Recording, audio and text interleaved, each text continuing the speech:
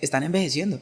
¿Qué tienen? Su historial de participación en el crimen organizado, el narcotráfico y todo eso. Y especialmente su esposa. Am, muy... Puedes ver las crónicas de Clinton, si quieres, publicada por Jeremiah's Films. Esa familia ha estado involucrada en el crimen organizado durante mucho tiempo, pero los miro y están envejeciendo. Y me pregunto, ¿qué tienen? ¿Están listos para alejarse de todo y cambiar de bando? Es demasiado tarde. No puedes cambiar de bando de repente. Y si nuestra organización eclesiástica forma todas estas mareas con Roma y con un nuevo orden mundial y con las Naciones Unidas y el gobierno de los Estados Unidos, entonces un día se estarán el domingo y no podrán darle la espalda. Es casi pedir demasiado siquiera imaginarlo. Tenemos formación espiritual ignaciana en nuestras universidades, en nuestros departamentos de teología. Y hoy, si quieres cursar teología en nuestras universidades, te vigilan de cerca para ver si vas a ser un hombre que dice sí a todo o eres independiente. Nunca te graduarás si vas a mostrar una tendencia independiente. Filtran a los estudiantes de teología mucho antes de que alguien pueda estudiar teología. Si te contratan o no, depende de ti. Hoy en día, no puedes terminar la teología, nunca llegas tan lejos a menos que sigas el sistema desde el principio. Y por eso es muy difícil para los jóvenes que quieren convertirse en pastores estudiar. Por eso estoy agradecido por las escuelas independientes de teología, por las escuelas donde puedes ir a estudiar, ser y aprender todo para nuestra herencia, el espíritu de profecía, lo que creemos y aprendes a enseñarlo. El presidente de la conferencia de Michigan, que estuvo allí por años y años y años, mi tía fue la secretaria del presidente por 22 años. Y ese presidente me dijo que yo solo contrato a pastores de escuelas independientes de teología. No contrato pastores de la universidad del lado, en Michigan. Él dice que ellos no saben lo que creen y no producirán almas, mientras que si contrato pastores de universidades independientes, escuelas adventistas de entrenamientos, ellos saben lo que creen y trabajarán duro, traerán almas y ellos producirán. Eso es lo que él me dijo hace años. Ahora tenemos un presidente diferente en la conferencia de Michigan y todo el mundo puede ver qué tipo de administración tenemos en este momento, las presiones que se ejercen sobre nuestros pastores, algunos de los cambios en nuestra iglesia. Recuerden que estoy hablando de los ataques del diablo contra el pueblo de Dios. No estoy hablando de atacar a la iglesia. Estoy hablando de los ataques que la iglesia ha sufrido. Pero hemos cambiado mucho debido a estos ataques. La conferencia en general, en el 2015, cambió nuestras creencias fundamentales, quitando la venida inminente de Jesús como una de nuestras creencias fundamentales y también la inspiración del espíritu de profecía. Y luego tenemos el manual de la iglesia.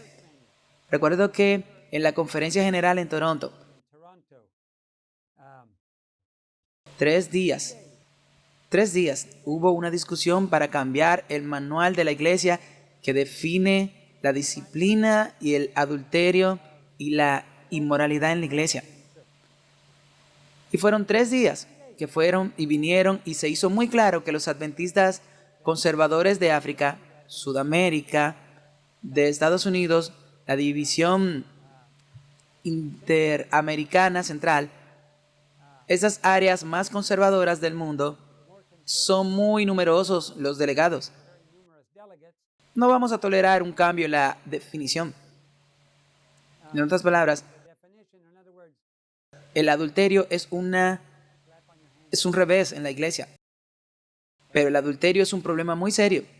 Y estaban tratando en Europa, especialmente las divisiones de Norteamérica, que intentaban que fuera muy leve cometer adulterio, no demasiada disciplina. Bueno, lo hicieron durante 3 días, escuché con mucha atención. Y finalmente, cuando llegó el momento de votar, ahora vamos a averiguar cuál será la posición. ¿Quién va a ganar? Me equivoqué. En lugar de llevarlo a un voto, hicieron algo muy astuto.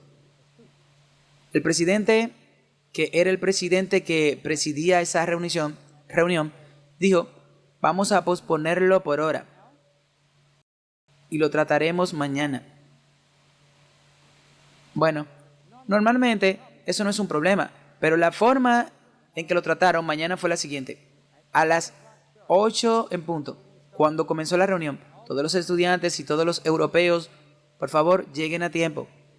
Dejen que los africanos y los sudamericanos lleguen tarde. Así que a las 8 en punto dijeron oración. ¡Boom!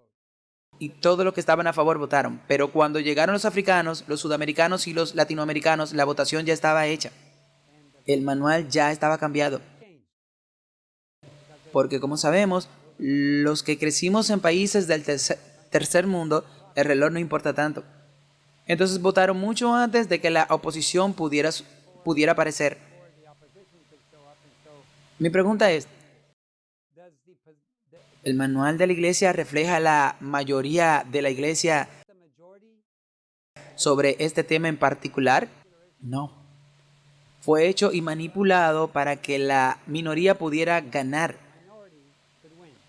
Básicamente, cuando cometes adulterio hoy en día es muy diferente a lo que habría sido antes de Toronto.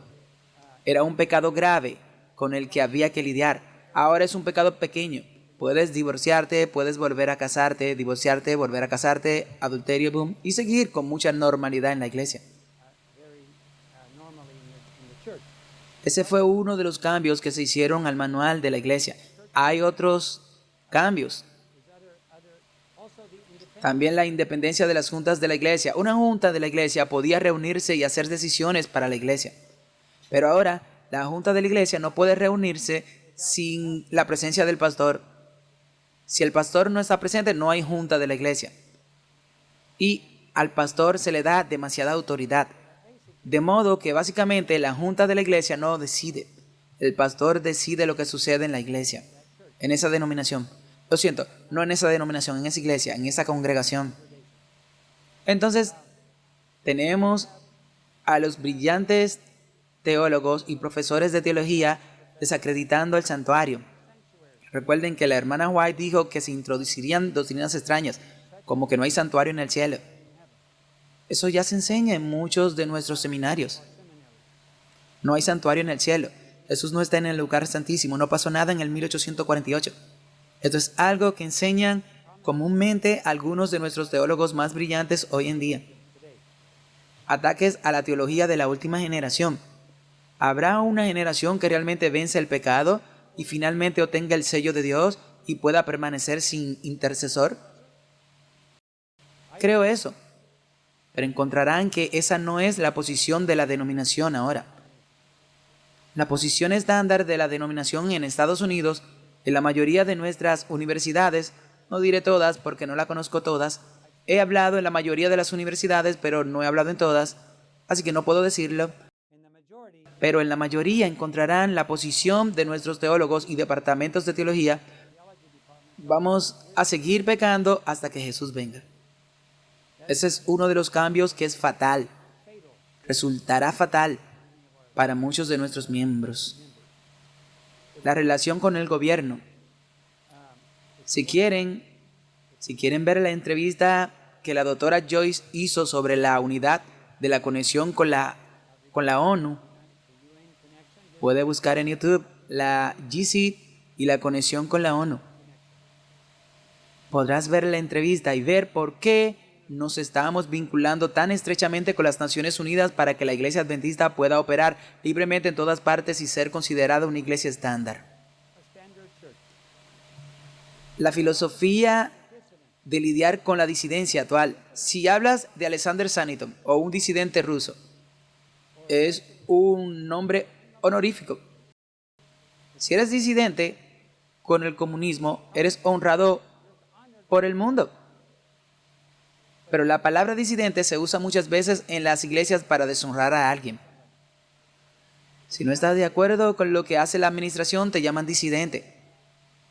Pero disidente simplemente significa que no estoy de acuerdo. Por ejemplo, la música rock en la iglesia. ¿Cuántos de nosotros somos disidentes? ¿Quieres música rock en la iglesia? Entonces levanta las manos. Eres un disidente, ¿de acuerdo? Ok. ¿Quieres adulterio en la iglesia? Ok. Pero se acepta. ya no se disciplina con severidad. Así que si no estás de acuerdo, eres un disidente. Así que disidente no es una mala palabra. ¿Sabías que Jesús era un disidente? Jesús fue el mayor disidente que jamás haya existido. Ahora, hay otro término aplicado a muchos de los que predican la verdad presente: alarmista. Yo soy un alarmista. Ese es el trabajo. Ese es el trabajo del centinela en el muro. ¿Qué se supone que debe hacer cuando ves venir al enemigo? Tocar la trompeta. Grita fuerte, no te detengas y dile a mi pueblo sus pecados.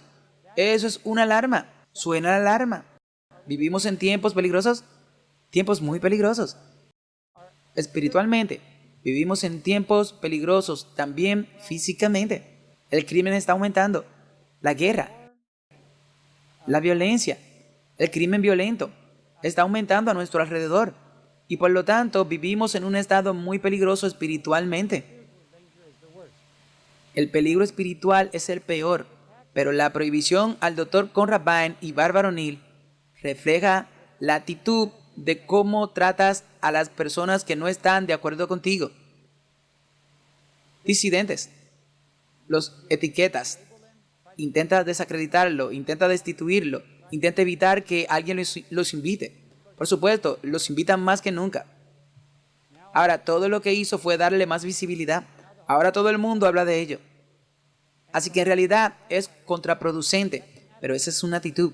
Bueno, no se trata solo de personas que predican verdades presentes. ¿Por qué hay tanto silencio cuando ves herejías?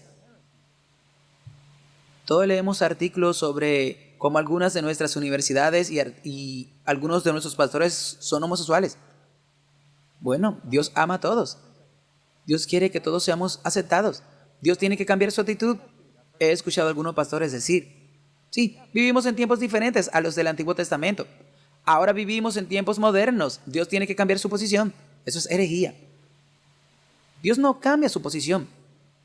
Lo correcto es correcto y lo incorrecto es incorrecto y siempre lo será. Dios no cambia su posición, pero ves que los pastores lo escuchan hablar así y el silencio sobre las herejías es de...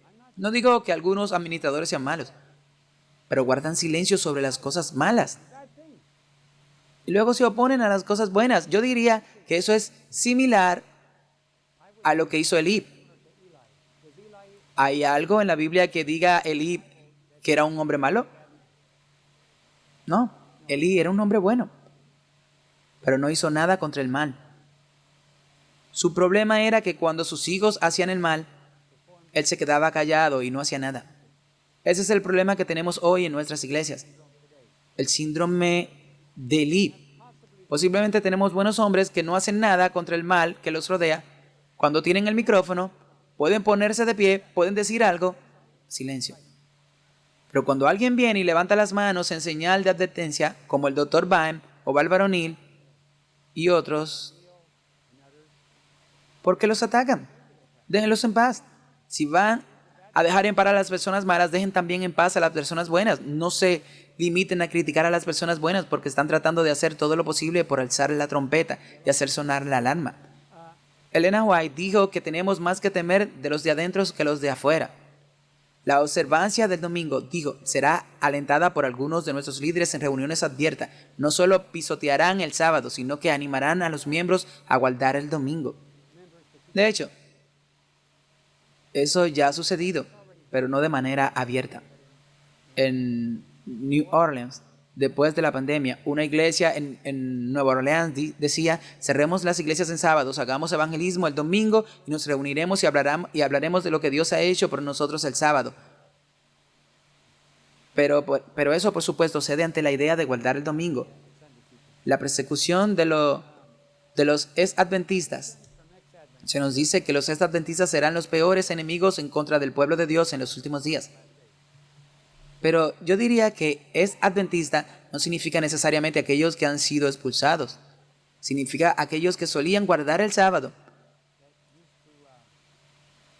que solían apoyar la verdad del sábado, o solían apoyar a los pilares de la iglesia y ya no lo hacen. Esos serían los adventistas, solo son adventistas nominales. ¿Y por qué? Si estás ante un juez y te pide que defiendas el sábado, ¿por qué guarda el séptimo día? Tus peores acusadores serán tus propios hermanos. ¿Por qué dirías que los hermanos son enemigos más peligrosos que los no adventistas?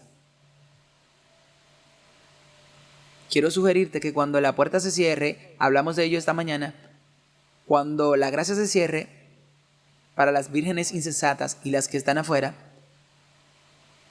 será demasiado tarde para ellas. El Espíritu Santo se retira y se convierten en los peores enemigos porque ya no tienen el Espíritu Santo hablándoles. Mientras que el juez que te pide que te defiendas y el abogado que te acusa podrían nunca haber escuchado la verdad. Quizás el Espíritu Santo le estés hablando a ellos en el corazón, mientras que aquellos a quienes la puerta se les cerró porque han rechazado la verdad en el pasado, disculpen, ellos no tienen al Espíritu Santo hablándoles como aquellos que nunca la han escuchado antes. Así que debemos recordar que no todos los que te piden cuentas por lo que haces están perdidos. Pero algunos de ellos podrían escuchar la verdad y aún así aceptarla porque el Espíritu Santo sigue obrando en sus corazones. Pero los adventistas nominales, aquellos que solían ser adventistas, que solían creer en el mensaje adventista, se convertirán en los enemigos más acérrimos del pueblo de Dios. Las influencias de Roma dentro de la iglesia, solo sabemos un poco. No estamos al tanto de la historia interna. Pero la pregunta es, ¿hay influencia dentro de la iglesia de Roma? Bueno, de fuentes católicas, como... Bueno, no sé si alguno de ustedes recuerdan al doctor Viera, que solía ser sacerdote jesuita hace 40 o 50 años. No sé si lo recuerdan. Y mi padre le tradujo en una iglesia en Atlanta. Pero dijo que la primera denominación que la iglesia católica persiguió fue a la iglesia adventista. Ahora, ¿por qué creen que eso es cierto? Porque la iglesia adventista es realmente la única iglesia que existe. Hay muchas denominaciones protestantes, pero no luchan contra Roma. Están observando el domingo como ellos y están cooperando con Roma. Ahora, hay verdaderos cristianos en esas iglesias y eventualmente tendrán que ponerse de pie, pero la iglesia adventista es realmente la única iglesia. Solo hay 2 iglesias en el mundo que cuentan la denominación cristiana. Están la iglesia adventista y la católica romana. Están en lados opuestos. Y la iglesia católica sabe desde dónde se predicará el mensaje. Ahora, no es solo la sabiduría humana la que les dice eso. ¿Sabías que mencioné a un amigo mío que fue criado en Angola por demonios? ¿Recuerdan que le conté esa historia una vez? De bebé fue entregado a los demonios para que lo criaran. Se convirtió en sacerdote y los demonios le enseñaron todo lo malo que existe, desde matar niños, sacrificar niños, comer sus corazones, hasta infiltrarse en hogares cristianos. Jugar con niños cuando era niño, disuadirlos de creer en Dios, todo este tipo de cosas. Pero un día oyó hablar de Jesús y en su mente dijo, Señor, si existe, quiero saber más sobre ti. Y Jesús vino y hablaron mente a mente durante 4 horas. Después de esa conversación, Jesús dijo, ¿quieres prueba de que te amo? Y mostró las cicatrices en sus manos. Se arrodilló y le entregó su corazón al Señor. Y hoy es un cristiano adventista del séptimo día, consagrado, que vive en Angola. Pero me dijo, en el Vaticano he estado allí muchas veces. Solía viajar por todo el mundo. Dijo, simplemente cerro los ojos y los abriría y estaría allí, en cualquier parte del mundo. Solo cerraba los ojos y lo abría y ya. Pero a veces tomaba el avión solo para hacer algo diferente. Solo para descubrir cómo es viajar para la gente normal. Pero nunca viajo de esa manera. Pero he estado en el Vaticano muchas veces. Y en el Vaticano dijo que hay una habitación especial que es la sala del trono de Satanás. Él tiene su trono allí. Y el Papa no es el jefe. Satanás lo es. El Papa solo obedece lo que él le dice. hace lo que él le dice. Y dijo, y entonces el Papa obtiene su información y sus órdenes del mismo Satanás. Así que Satanás sabe que su peor enemigo es el pueblo ungido de Dios, después de que la lluvia tardía caiga, para llevar el mensaje al mundo, y será imparable. No hay manera de detenerlo. Pero él dijo, es por eso que Roma sabe tanto, porque obtienen toda su información de Satanás y todas sus órdenes. Así que la iglesia adventista es definitivamente la iglesia que tiene la verdad y va a predicar a gran voz, y va a ser una colisión frontal entre la verdad y el error. Roma por un lado y los 144,000 por el otro. Y por eso la prioridad de Roma era infiltrarse en la iglesia adventista. Y no solo el vicepresidente que vino a hablar con mi esposa y yo, con el secretario de la conferencia general, que dijo que con su propia boca que los jesuitas eran sus amigos y consejeros. También un amigo, otro amigo mío de Guyana, un médico, no mencionaré su nombre, pero enseñó en la Universidad de Andrew en el departamento de teología durante mucho tiempo. Su esposa fue llamada por la Universidad de Loyola en DC y dijo que nos gustaría que enseñara allá. Ella dijo, no puedo ir, vivo en Bar Spring, Michigan. Mi esposo es profesor de teología y no puedo ir. No puedo trabajar en DC separada de mi esposo. Oh, dijeron, no te preocupes. Si estás dispuesta a aceptar el trabajo, haremos los arreglos. Una llamada a la conferencia general y su esposo fue transferido a la conferencia general para que ella pudiera enseñar en la Universidad de Loyola. Eso es mucha influencia. Una llamada telefónica. Otro médico amigo mío de Trinidad y Tobago fue a la conferencia general y se sentaron. Dijeron, hay una línea amarilla en el piso, no cruces esa línea amarilla, quédate ahí, tendremos a alguien, solo las personas que trabajan aquí pueden cruzar y entrar. Y luego ella dijo, no hay problema, se sentó a esperar a que todos los demás vinieran e iban a tener una reunión para médicos y dentistas. Y ella estaba sentada allí. Y luego dijo que un grupo de monjas, todas vestidas como monjas, entraron y subieron al ascensor y se pusieron a trabajar. Dijo, disculpe, ¿esas monjas trabajan aquí? Bueno, por eso cruzaron la línea amarilla, trabajan aquí. Y no sé, eso fue lo que me dijo. Pero las acciones en la universidad en México, tenemos 2 sacerdotes jesuitas que forman parte de la junta directiva del seminario. Así que eso era parte de las leyes en México. Tenían que tener 2 académicos en la junta. Y entonces tenemos 2 sacerdotes jesuitas que ayudan a decidir qué estudian nuestros estudiantes de teología. Hemos estado bajo ataque durante mucho tiempo, pero mientras la hermana White vivía, cada vez que venían, Dios le daba una visión y veía a la persona en Pacific Union College. Una señora estaba siendo entrevistada para un trabajo y mientras el presidente de la universidad estaba, la entrevista no era una universidad en ese momento, entrevistando a esa persona. La secretaria entró y dijo, anciano fulano, aquí tiene una carta de la hermana White. Le dijo a la señora, un momento. La leyó y la miró. Leyó la carta y la miró.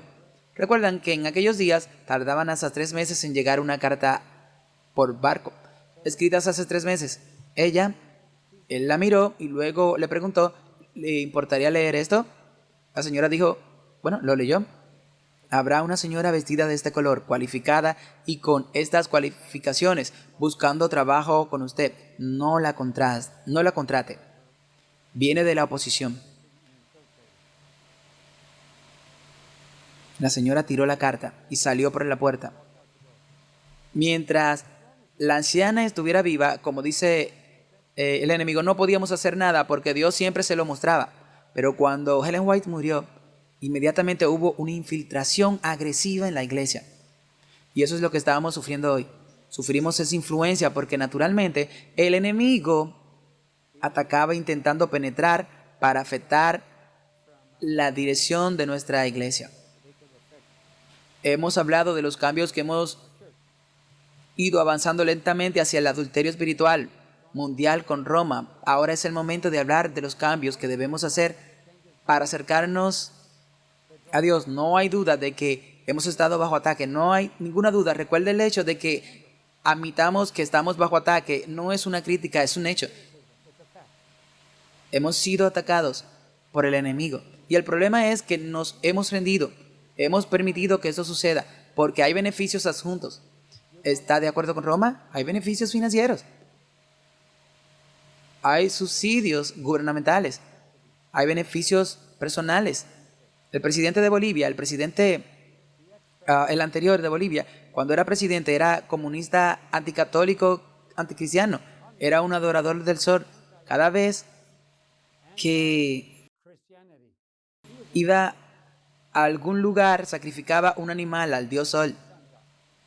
Así que no estamos hablando de un tipo secular, estamos hablando de un presidente pagano, ¿cierto?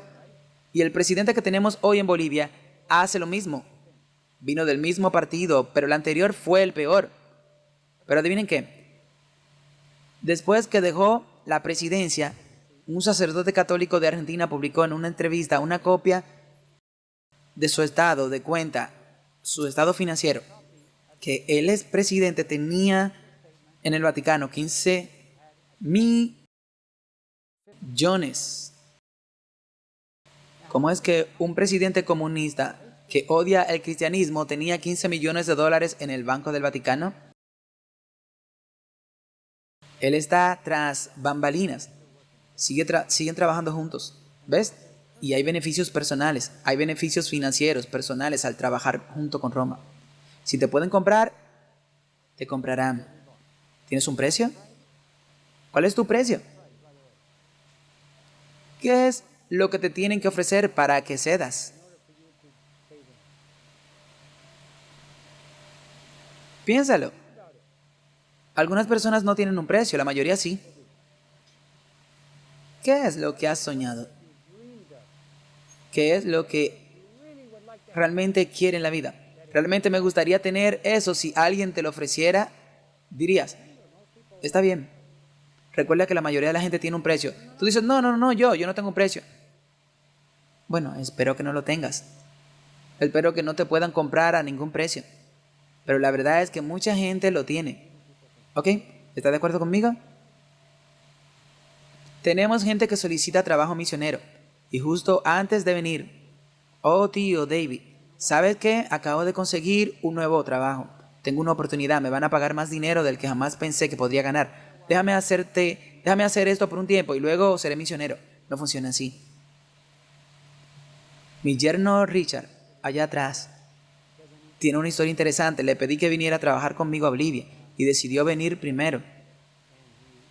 Vino temporalmente durante aproximadamente un año. ¿Cuántos años lleva allá? Casi 20.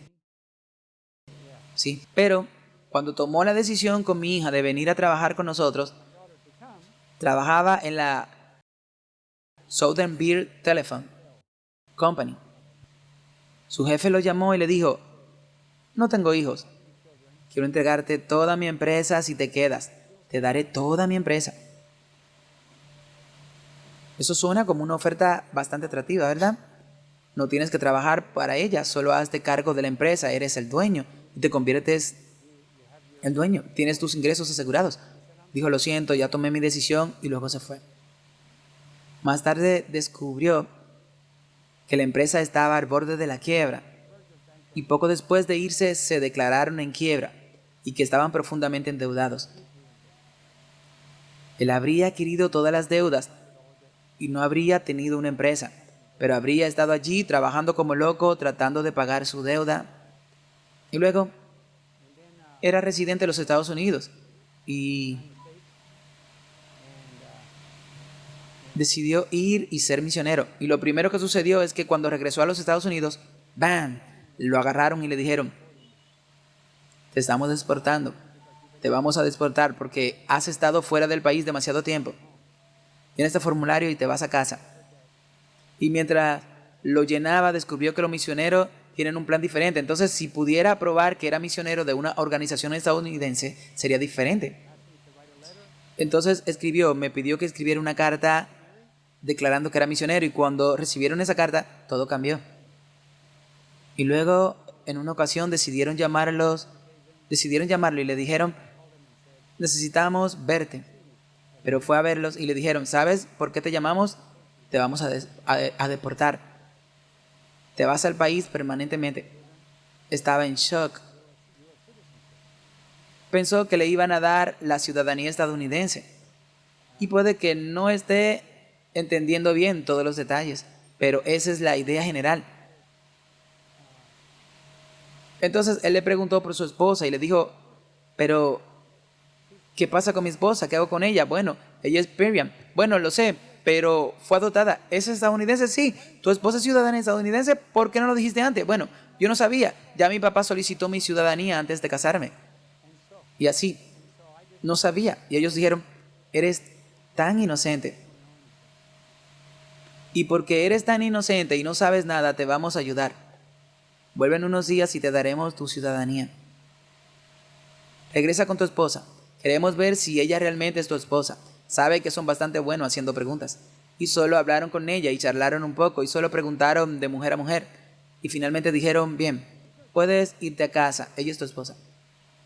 Mientras que alguien más le preguntó y dijeron, hombre, los hicieron sudar sangre. Y dijeron que ella no es realmente tu esposa, solo te casaste para obtener la residencia en los Estados Unidos. Ella no es realmente tu esposa. Pero no. Ella no es realmente tu esposa. Podemos decirte, ¿tú crees que somos estúpidos? Pero en cualquier caso, solo tomó un poco de conversación con nuestra hija y dijeron, ella es tu esposa, ok, no hay duda al respecto, vete a casa y regresa en un par de días y tendremos tus papeles aquí listo. Así que fue atacado por todas partes por ser misionero, pero en realidad Dios se encargó de todo. Y Dios no promete que no la pasaremos mal, pero Él siempre estará ahí 100% si eliges trabajar para Dios. El diablo te lanzará un anzuelo con un buen trozo de carne. Cada vez que decida trabajar para Dios, encuentro que se ofrece una alternativa. Tiene que decidir cuánto te tienen que ofrecer para que no seas un misionero. Te diré por qué. Cuando fui con mis hijos, no sabía nada de la pobreza que pasé con mi esposa. Cuando nos graduamos de enfermería aquí, luego fui a Perú. Luego regresé para estudiar mantenimiento de aviación de la misión. Mantenimiento de aviación, y nos tomó un par de años de eso. Trabajamos, finalmente conseguimos un trabajo en un hospital adventista como enfermeros, pero hubo un poco de tiempo en el que no teníamos ningún ingreso y nadie nos quería contratar y lo intentábamos. Y así que vivíamos en un pequeño remolque como en forma de lágrima, y estacionamos en un parque público, y ya sabes, en el parque estatal costaba 8 al mes, $8, enchufar la electricidad a tu remolque. Hicimos eso durante 3 meses y luego no pude encontrar los $8. No sé si alguna vez has estado en eso, pero no tenía $8. No sabía dónde conseguir $8. Así que me hicieron irme del parque estatal y nos estacionamos en el costado de la carretera y vivimos allí. Mis hijos nunca lo hicieron. Y estaba haciendo frío y cada mañana nos despertábamos y había hielo por todo dentro. Todo estaba congelado por dentro. No teníamos calefacción y se ponía más y más frío. Y uno de mis compañeros dijo, ven a quedarte en nuestro apartamento. Y bajó a 58 grados bajo cero. Dijeron que era lo más frío, que era más frío que el Polo Norte en esos días. Nunca había estado en un lugar tan frío. Más frío que el Polo Norte durante aproximadamente una semana en Kentucky. Y nos habríamos congelado hasta morir afuera del costado allí en la carretera. Pero el Señor fue bondadoso y misericordioso y nos dio un apartamento compartido en una habitación con amigos de la familia. Pero nos dejaron hacerlo. Pero cuando finalmente terminamos, nos graduamos y estábamos listos para regresar al campo misionero, el farmacéutico de nuestro hospital adventista dijo, te quiero en mi junta directiva. Sé lo que voy a hacer. Voy al campo misionero. Te pagaremos solo por estar en la junta.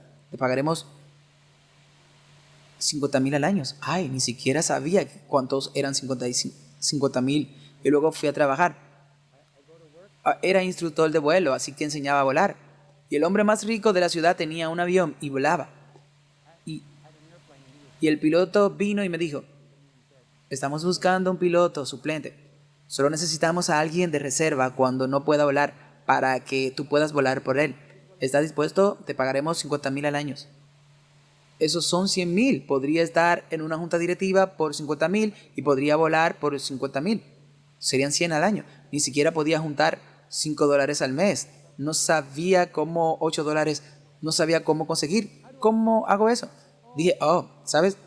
Lo estaba considerando. Pensé que tal vez tengo un precio. Después de todo, mi sueño era ser misionero. Ahora puedo conseguir $100,000 sin hacer nada, excepto volar un avión y estar en una junta. Estaba pensando en ello y fui a trabajar haciendo mantenimiento de aviones y el mecánico me dijo, sujeta este cable con su punta de aguja. Así que lo estaba sujetando con todas mis fuerzas, tira fuerte.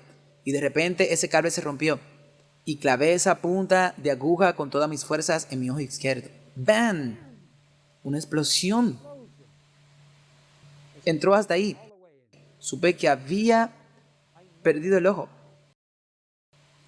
Porque cuando te metes un instrumento de punta de aguja con todas tus fuerzas en el ojo izquierdo, sabes que tienes suerte de estar vivo, porque puede entrar en tu cerebro. Caí de rodillas y empujé el ojo y pensé que saldría mucho líquido.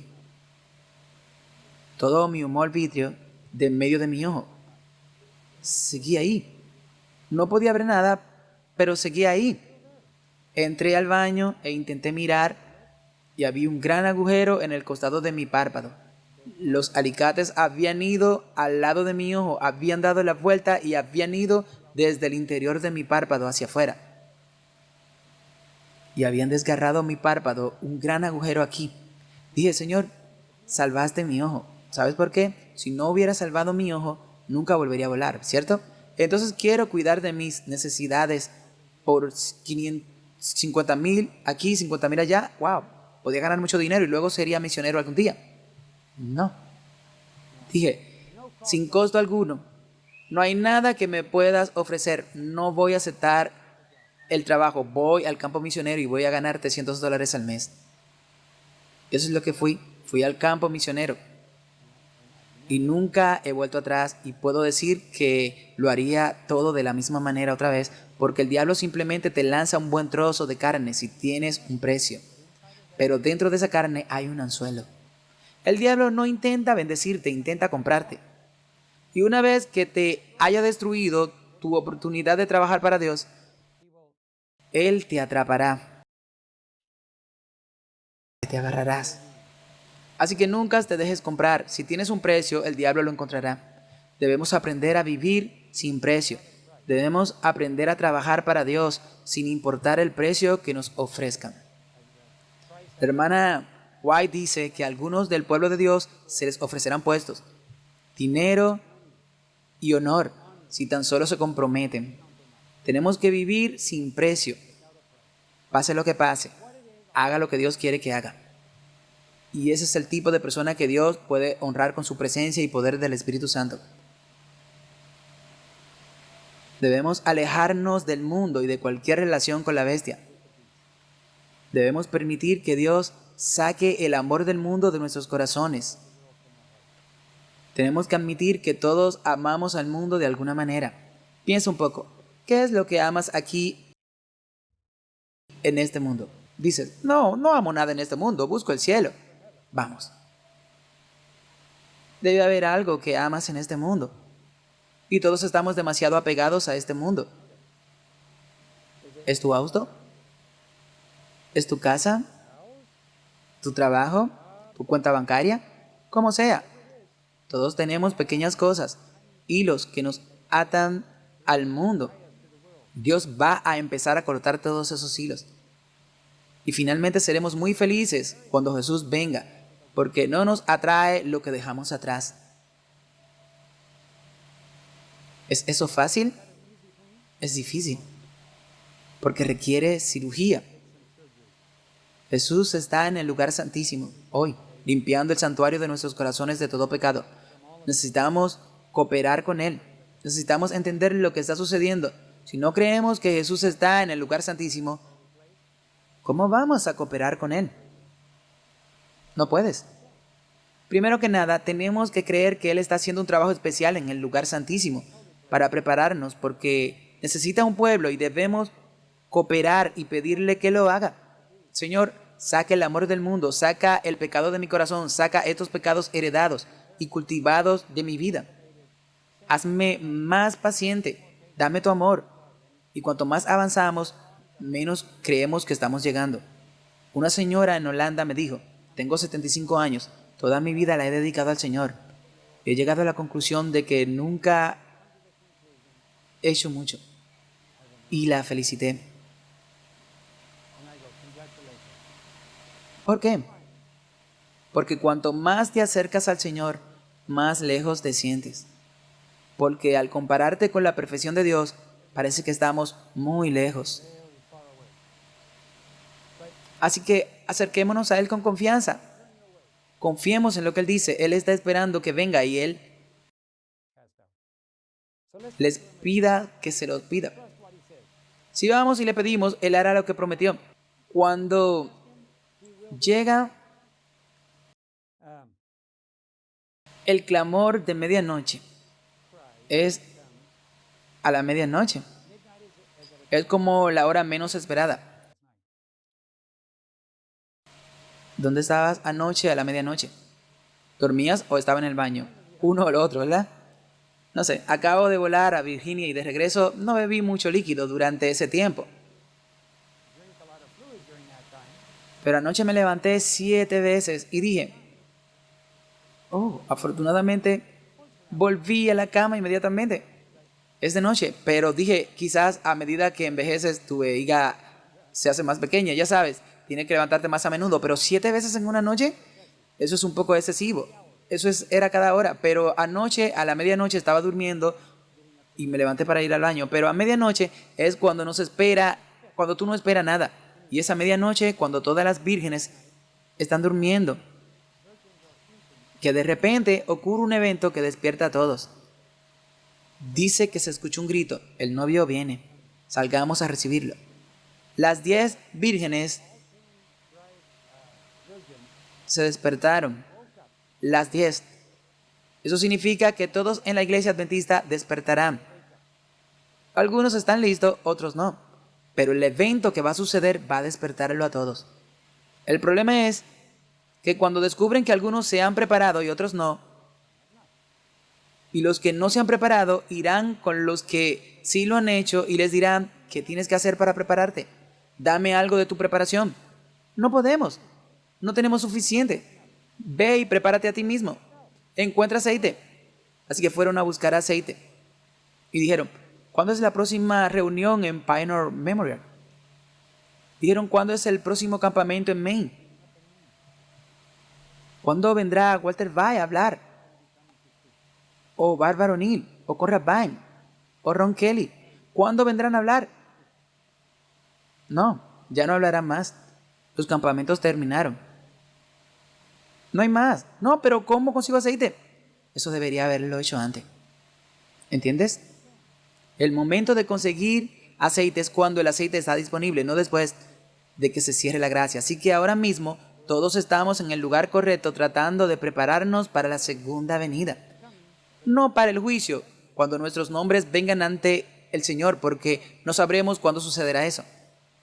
Eso es a la medianoche, cuando menos espere este evento, probablemente será la ley dominical y despierte a todo. Estoy esperando el púlpito de Colesdale, la iglesia de Colesdale, una gran iglesia universitaria. Estoy esperando que se pongan de pie y allí digan, damas y caballeros, hermanos y hermanas.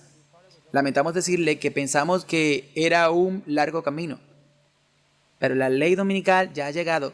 Todos deben mudarse al campo y deben trabajar tan duro como puedan para poner aceite en sus lámparas. Lo siento, mientras estaban allí, se derramaba el aceite en otro lugar, en campamentos privados, donde los disidentes predicaban. Se invitó a los alarmitas a predicar, y allí se predicó la verdad presente, mientras aquí dormíamos y trabajaban en sus propios asuntos. Así que, cuando esto suceda, todos despertarán, pero en ese momento, ningún adventista sin preparación podrá entrar.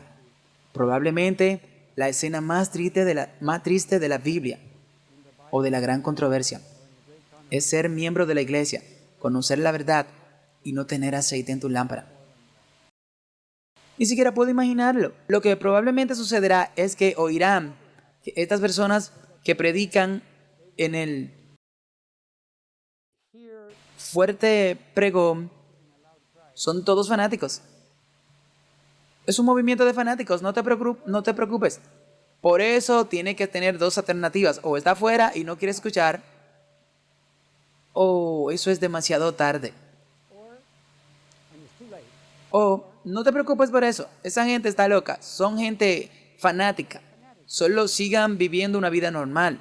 Las iglesias adventistas trabajando con los gobiernos para arreglar las cosas. No te preocupes. Por eso es un mensaje mucho más cómodo, ¿no crees? Y si estás perdido, de todos modos, también podrás escuchar el mensaje cómodo. Porque si no hay esperanza para ti, no quieres escuchar eso. Así que alguien vendrá y dirá, oh, no te preocupes por eso. No, esa gente está loca, solo déjalo. La ley dominical está aquí, pero la iglesia está negociando con el gobierno. Vamos a cerrar la iglesia el sábado, pero vamos a tener reuniones por la noche y el domingo. Sabemos que el séptimo día es el sábado, pero Dios lo entenderá. Así que nos vamos a reunir el domingo, pero sabemos que ayer fue santo, así que en casa no haga ningún trabajo, pero el domingo vamos a ir a la iglesia. Y luego no vas a trabajar pronto. Bueno, vamos al restaurante, vamos a un partido de béisbol. Puedes hacer algo, ya sabes, pronto empezarás a no guardar el sábado. Y ahora puedes hacer lo que quieras en sábado. ¿Has tenido familiares que hayan abandonado el sábado? La verdad es que tengo un familiar que se fue. Estudió teología aquí en Southern. La mayoría de sus profesores dejaron la iglesia. Se desanimó. Fue a estudiar medicina en Loma Linda. Terminó la medicina como ateo. Ahora es presbiteriano. Un médico muy amable. Se acaba de jubilar. Es muy amable. Una buena persona. Vino y habló con mi padre y conmigo. Dijo, no entiendo cómo es que siempre trabajas tan cerca con David, pero te distancia de mí. No, te queremos como a un hermano. No, pero siempre apoyas a David. Y a mí no me apoyas. Mi padre dijo, bueno, eres un médico exitoso. No me hables de médico. Es solo mi profesión. Quiero saber de mí. Y le dije a mi hermano, ¿sabes qué? Te amamos igual que siempre. Eres parte de la familia. Nunca lo será de otra manera. Pero no entendemos cómo puedes, siendo adventista que conoce la verdad, conoce el sábado, conoce el espíritu de profecía, darle la espalda y encima comer cerdo, beber alcohol y cree en un mensaje presbiteriano donde bautizan niños. Cree en el infierno eterno ardiente. Guarda el domingo. No entendemos eso. Eso es todo. Te amamos, pero está más allá de nuestra comprensión. Conocer tanta gente y darle la espalda a la verdad. Y ahora estás caminando en las mentiras y pensando que son verdad. No entendemos, así que seguimos siendo muy cercanos. Pero él siempre ha tenido esa parte en su corazón que no entendía por qué mi padre me apoyó en la obra misionera. Pero eso es porque mi padre y yo trabajamos y pensamos igual, ¿verdad?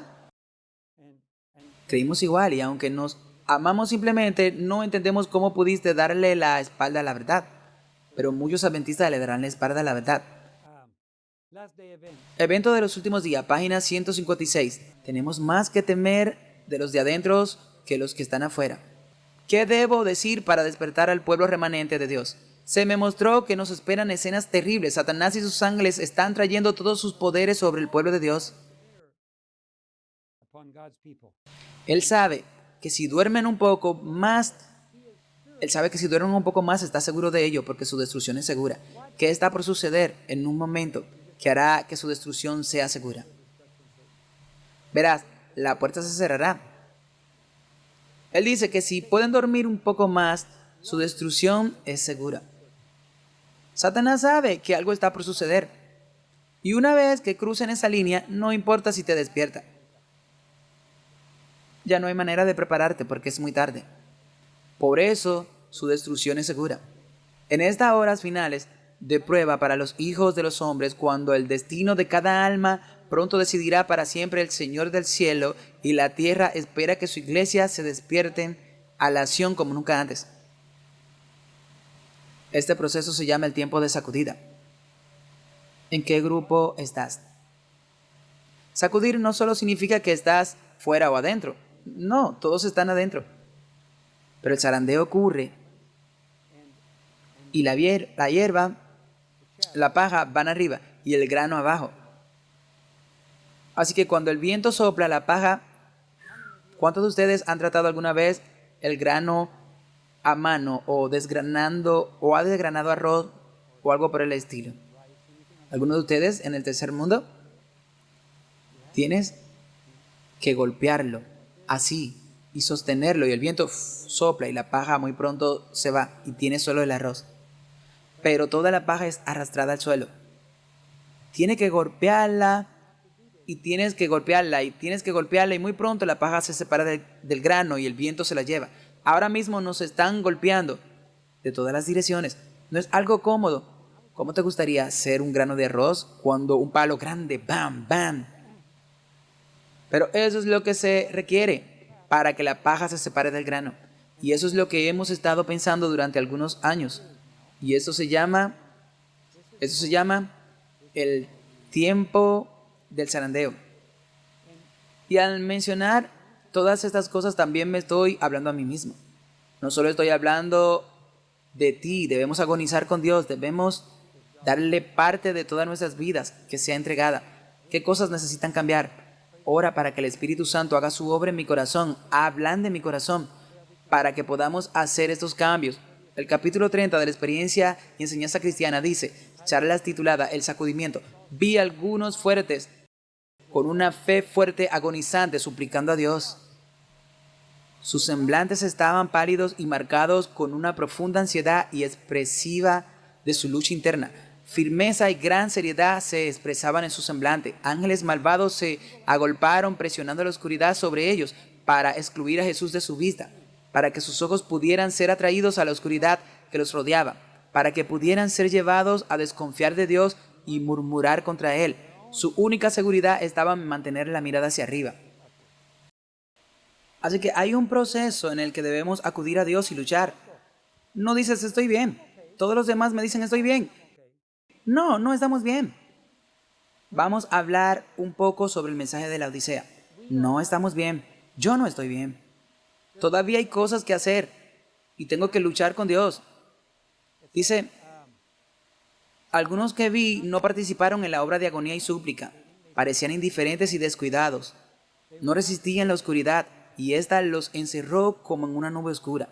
Los ángeles de Dios los dejaron y acudieron en ayuda de los que oraban fervientemente. Así que si no resistimos, si no luchamos, si no reconocemos nuestra condición, si no agonizamos ante Dios, nos quedaremos cómodos como la mayoría de los miembros en la iglesia. La mayoría se sienten cómodos sentados en la iglesia, haciendo su vida diaria como si todo estuviera bien.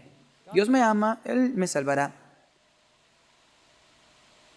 Pregunté cuál es el significado del temblor que había visto y me mostraron que fue causado por el testimonio directo convocado por el concilio del verdadero testigo de la Odisea. Esto tendrá un efecto en el receptor y los llevará a exaltar el testimonio y derramar la verdad directa.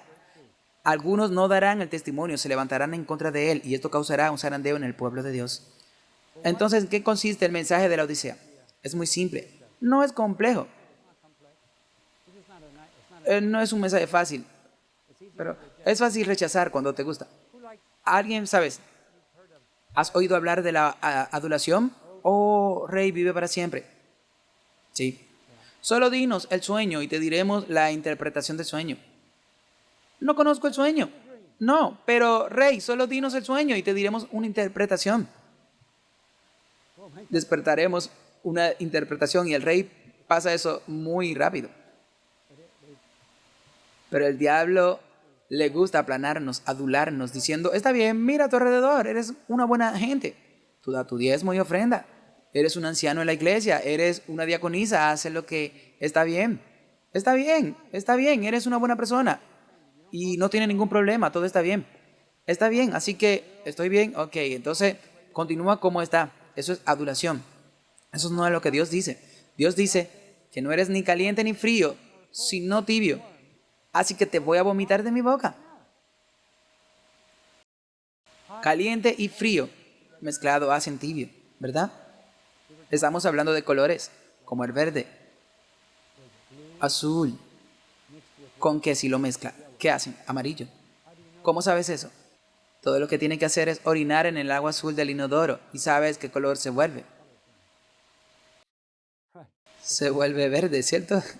Y luego, ¿sabe? Tiene mucha agua azul en Sudamérica que ponen en los inodoros. Sí. Y cada vez eso es para que no huela mal. Y se vuelve verde cuando orina. Tengo una deficiencia de color, así que no soy muy bueno con los colores. Pero no puedo decir que era azul, agrega un poco de amarillo y se vuelve verde. Y si agregas caliente y frío será tibio. Y dice, ¿por qué te ves tibio y no caliente ni frío? Te vomitaré de mi boca. Le da a Dios náusea.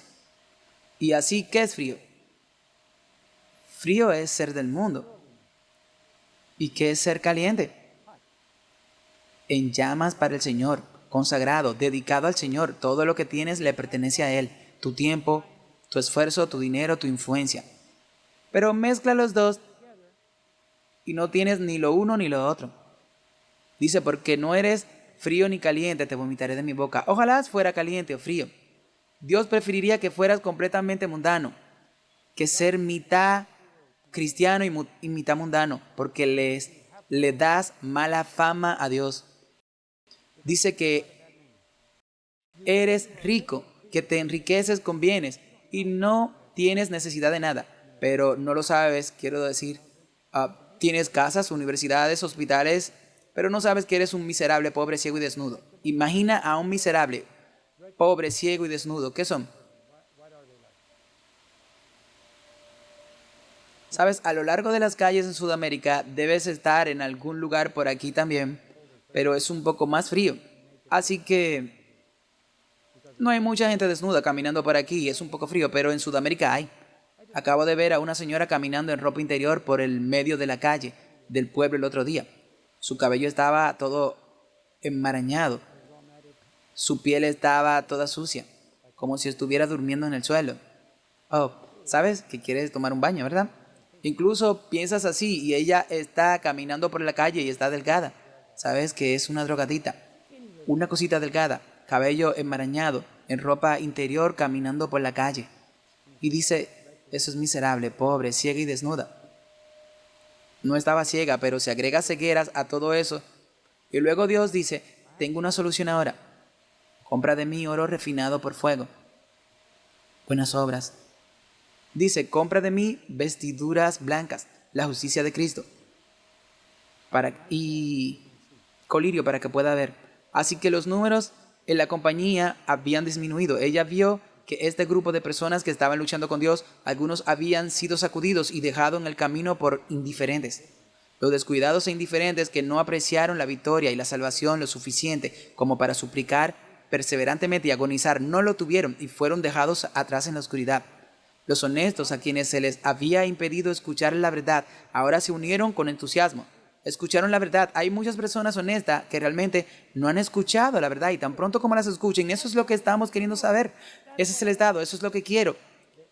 Todo el miedo de sus familiares se había ido. Ahora se apoderaron de la verdad y se aferraron a ella y solo la verdad fue exaltada. Habían estado hambrientos y sedientos de la verdad y era más querida y más preciosa que la vida. Pregunté el significado de este gran temblor y el ángel dijo, es la lluvia tardía.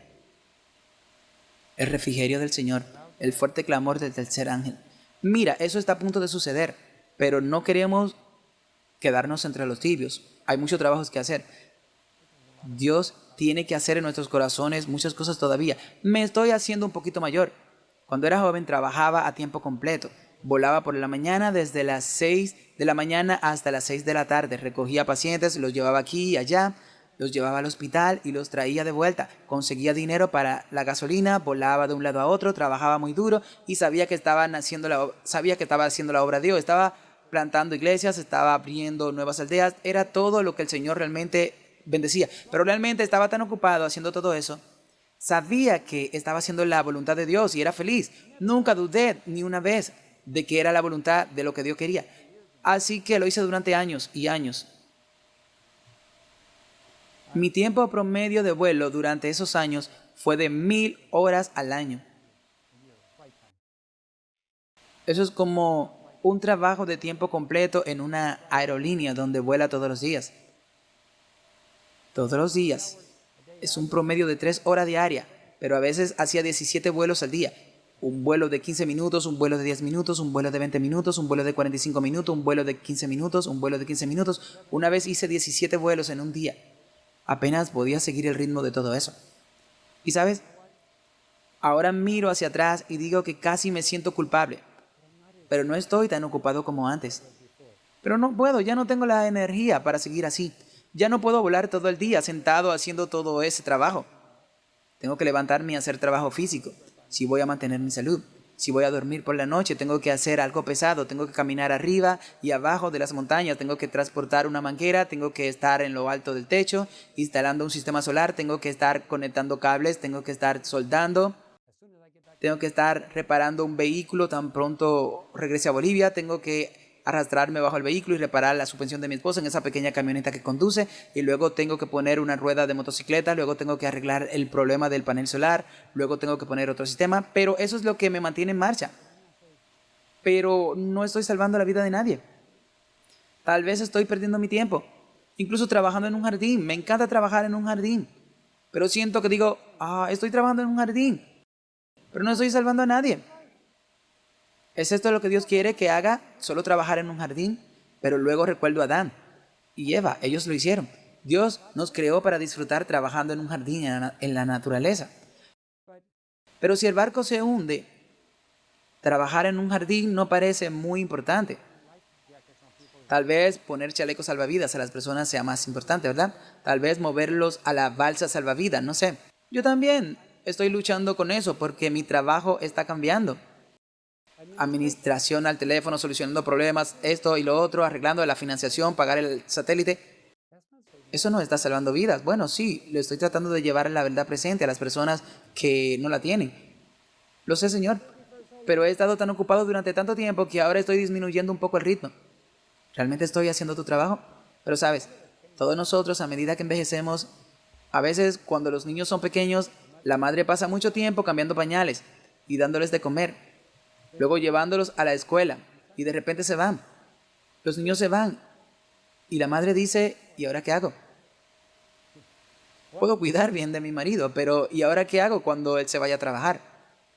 Todos pasamos por diferentes etapas de la vida. Voy a la tercera edad. ¿Sabes lo bueno de tener 60 cuando está en Sudamérica?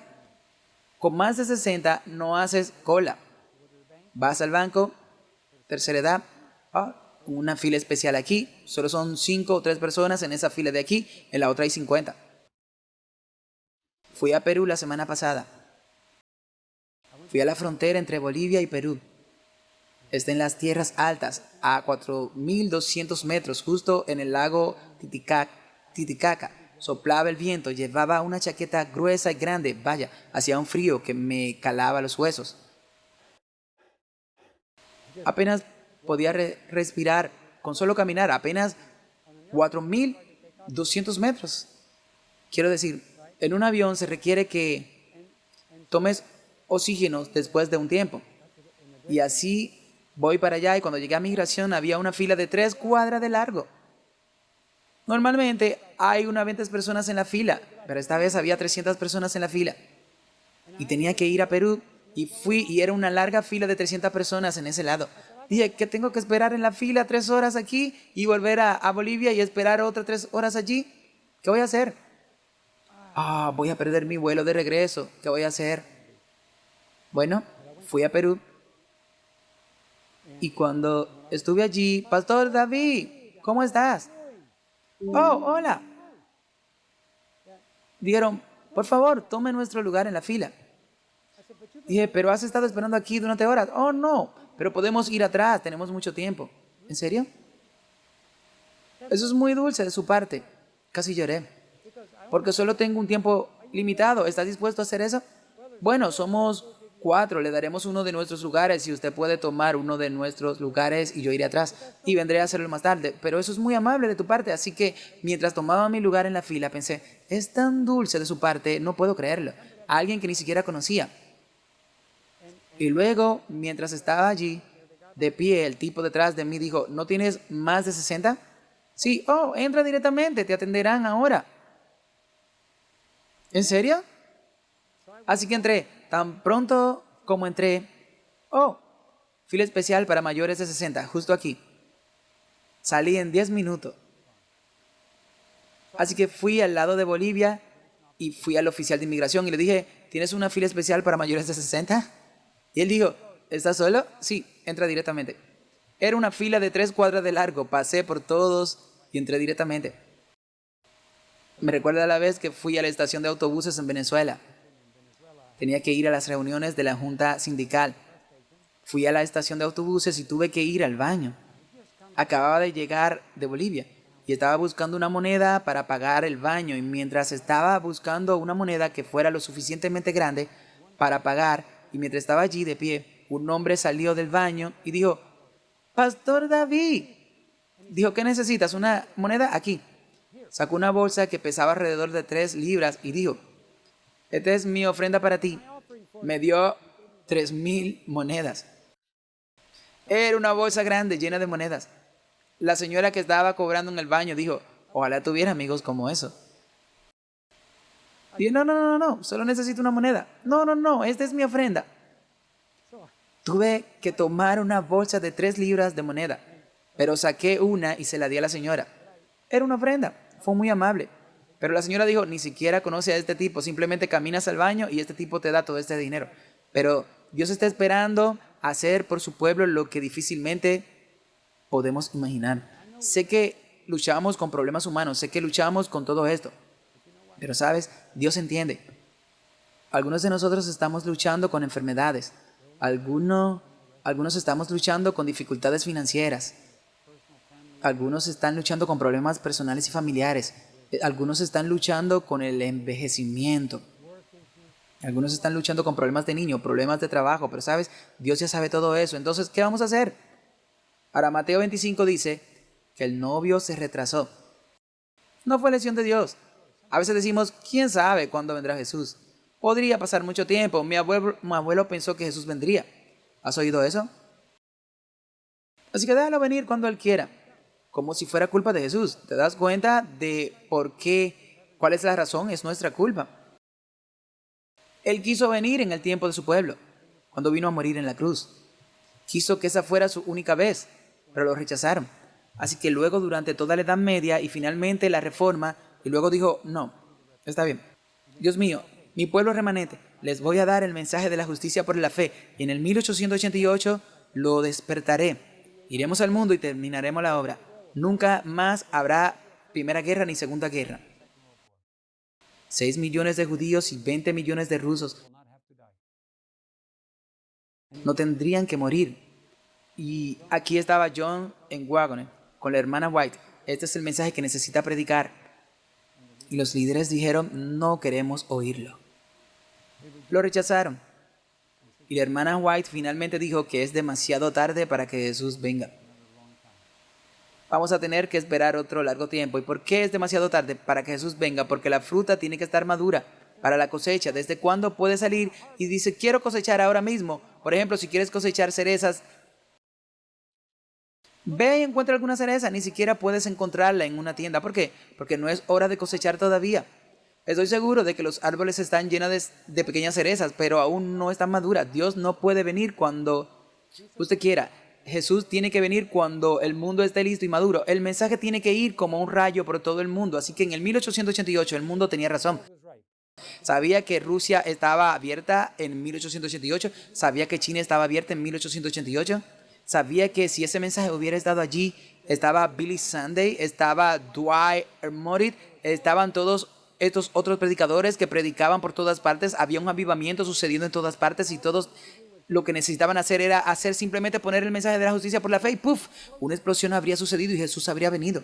El mundo estaba maduro y los adventistas le fallaron, se negaron a ir a la Canaán.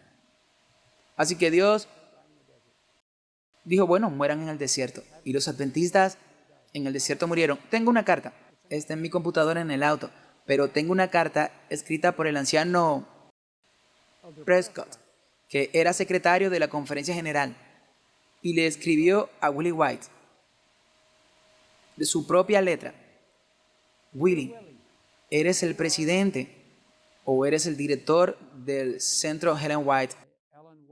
En otras palabras, la propiedad donde guardan todos los escritos de Ellen G. White. Tu madre pensó que Jesús ya habría venido antes.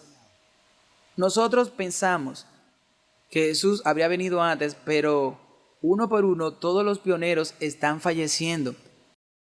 Y he llegado a la conclusión de que probablemente falleceremos también nosotros antes de que Jesús venga.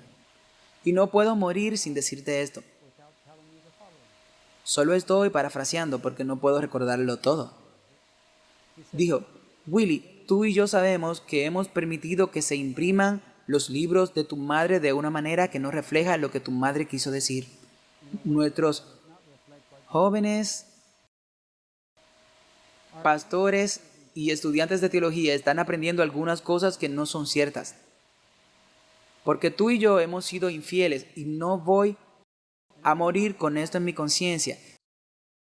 Así que estoy confesando que he sido infiel y he permitido que los escritos de tu madre se publiquen de una manera que no refleja lo que ella pretendía. Pero tú eres el director y te animo a que corrijas eso y vuelvas a imprimir esos libros de una manera que tu madre pretendía. No sé de qué libro estaba hablando, pero llegó a la conclusión de que Jesús no vendría en su generación.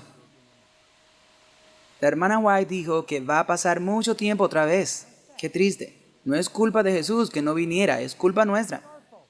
Nosotros rechazamos el mensaje. La única esperanza que tenemos es que Israel rechazó el mensaje y murieron en el desierto.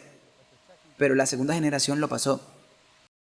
Bueno, ahora somos la segunda generación. Somos más que la segunda generación. Pero ha llegado el momento otra vez cuando el mundo está maduro y si hacemos nuestro esfuerzo, si aceptamos la verdad y no la rechazamos, Dios nos puede usar para terminar y Él va a venir. Esta vez, Él va a venir sin importar lo que pase.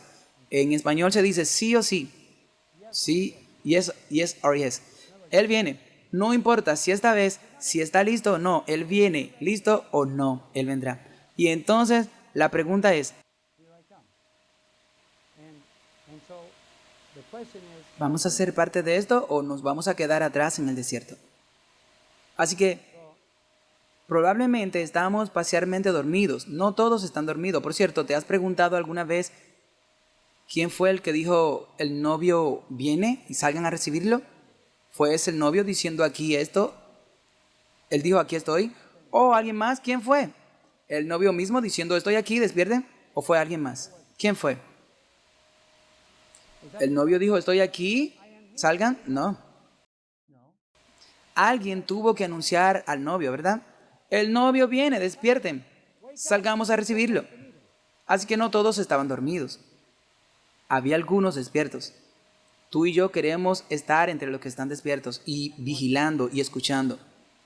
Algunas personas pueden ridiculizarlo. La verdad es que estamos a la vuelta de la esquina de ese momento, cuando la puerta de la gracia está a punto de cerrarse. ¿Cómo estamos gastando nuestro dinero? ¿Lo estamos gastando en hacer las cosas que Dios nos pide que haga? ¿Vivir donde se supone que debemos vivir? ¿Comprar la ropa que se supone que debemos usar? ¿Cómo nos vestimos? ¿Dónde vestimos? ¿Qué comemos? ¿Somos serios acerca de nuestra vida espiritual? ¿Estamos permitiendo que el Espíritu Santo nos limpie de todo amor mundano y pecado?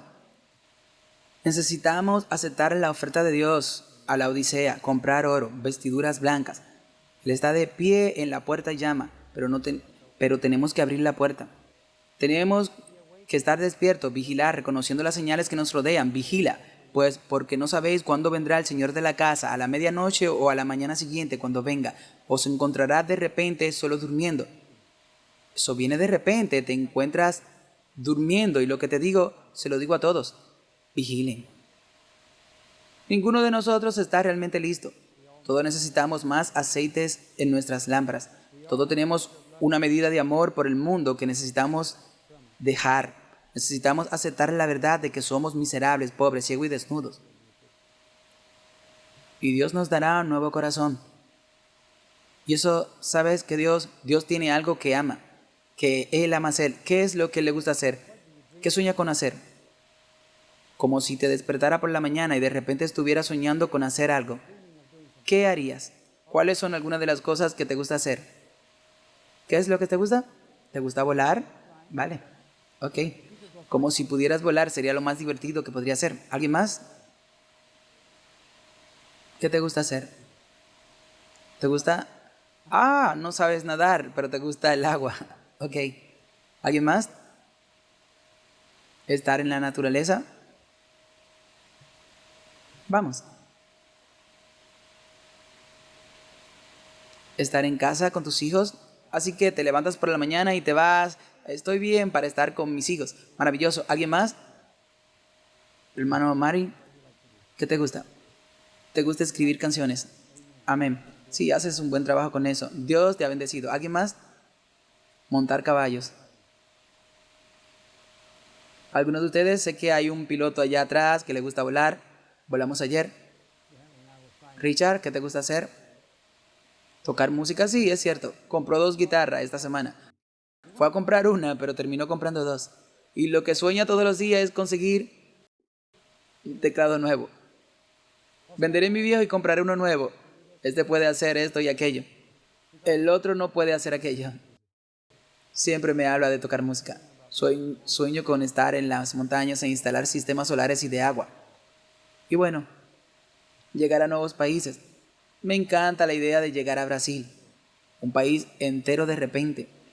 Mis padres nunca pudieron hacerlo. Mis suegros, mis padres trabajaron toda su vida. Nunca pudieron llegar a un país entero. Y ahora yo puedo hacerlo. Señor, ¿por qué me permite ese privilegio? Mis padres probablemente habrían estado dispuestos, pero nunca tuvieron la oportunidad. Pero yo estoy dispuesto, pero Dios me dio la oportunidad y algunos de ustedes probablemente estén dispuestos, pero nunca la tuvieron, ¿no?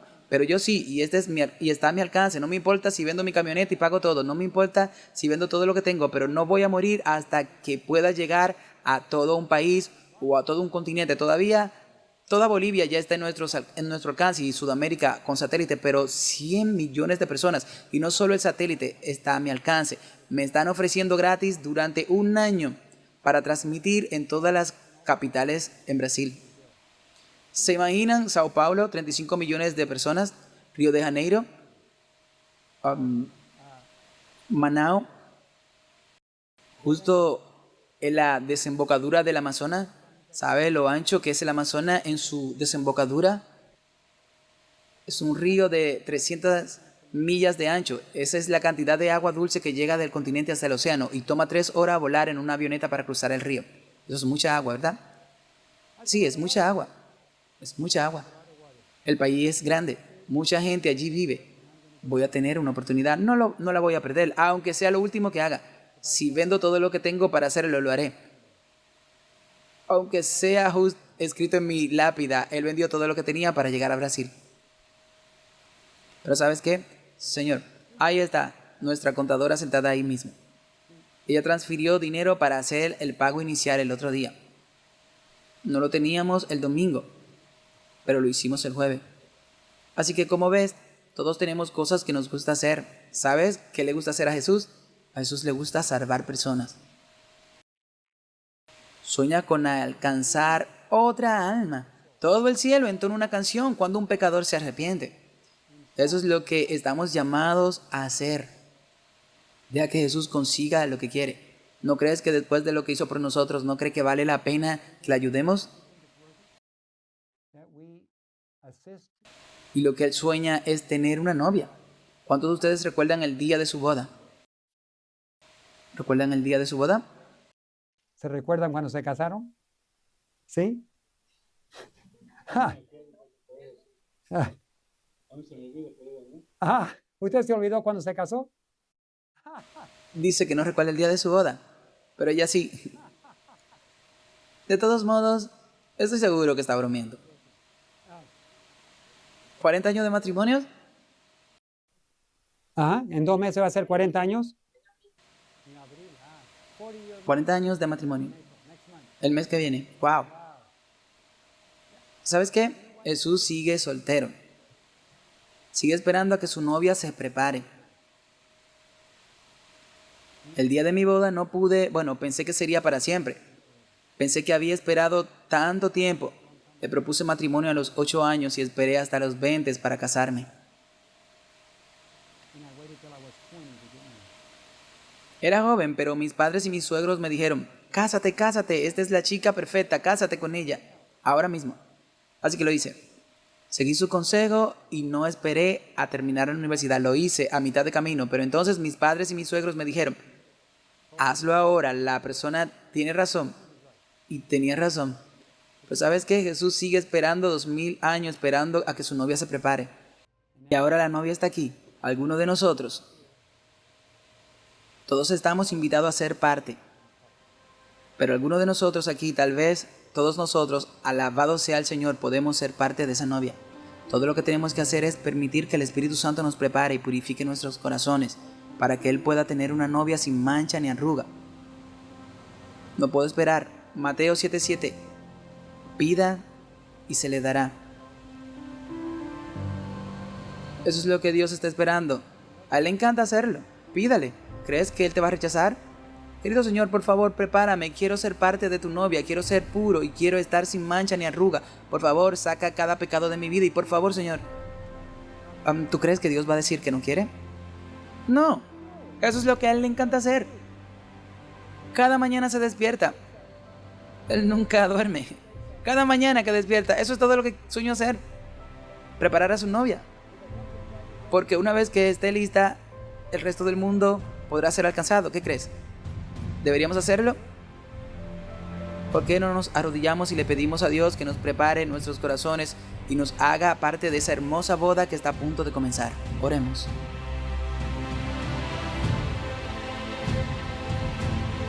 Querido y amado Padre Celestial, muchas gracias por ofrecerte a hacer por nosotros lo que no podemos hacer por nosotros mismos.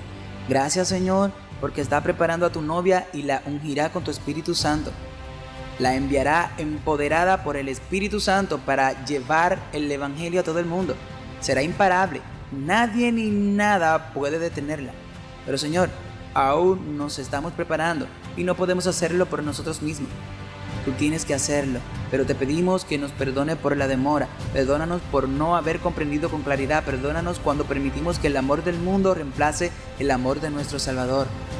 Por favor, perfecciónanos, prepáranos, capacítanos y que nuestros hijos y nietos también sean bendecidos, Señor, con tu guía y protección directas y tu santo ángel.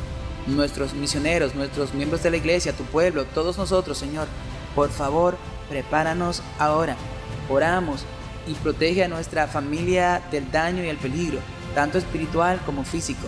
Oramos y que estemos juntos en ese gran día con muchas almas. En el nombre de Jesús oramos. Amén.